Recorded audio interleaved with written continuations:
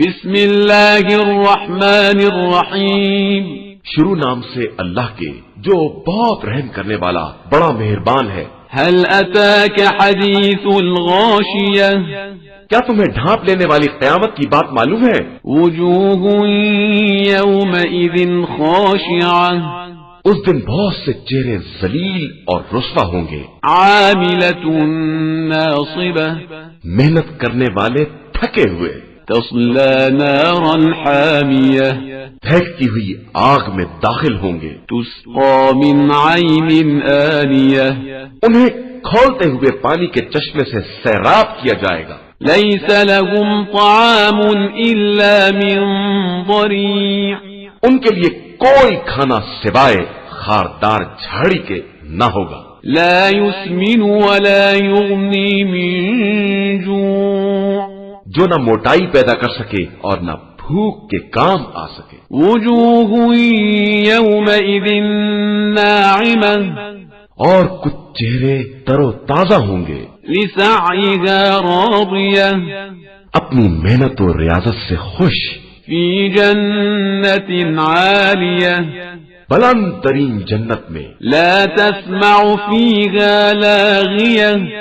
جہاں کوئی لغو آواز نہ سنائی دے، فیها عین جاریہ، وہاں چشمے جاری ہوں گے، فیها سرر مرفوعہ، وہاں اونچے اونچے تخت ہوں گے، وأكواب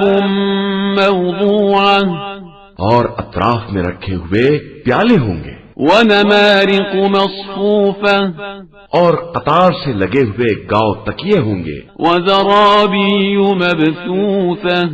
اور بچھی ہوئی بہترین مسندیں ہوں گی۔ افلا ينظرون الى الابل كيف خلقت، کیا یہ لوگ اونٹ کی طرف نہیں دیکھتے ہیں کہ اسے کس طرح پیدا کیا گیا ہے، وإلى السماء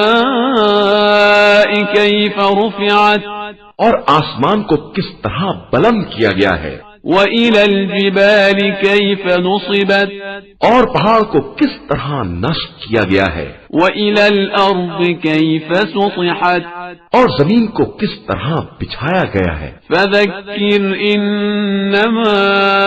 أنت مذكر، لہذا تم نصیحت کرتے رہو کہ تم صرف نصیحت کرنے والے ہو، لست عليهم بمسيطر، تم ان پر مسلط اور ان کے ذمہ دار نہیں ہو، إلا من تولى وكفر، مگر جو منہ پھیر لے اور کافر ہو جائے، فيعذبه الله العذاب الأكبر، تو خدا اسے بہت بڑے عذاب میں مبتلا کرے گا۔ إن إلينا إيابهم، پھر ہماری ہی طرف ان سب کی بازگشت ہے، ثم إن علينا حسابهم، اور ہمارے ہی ذمے ان سب کا حساب ہے۔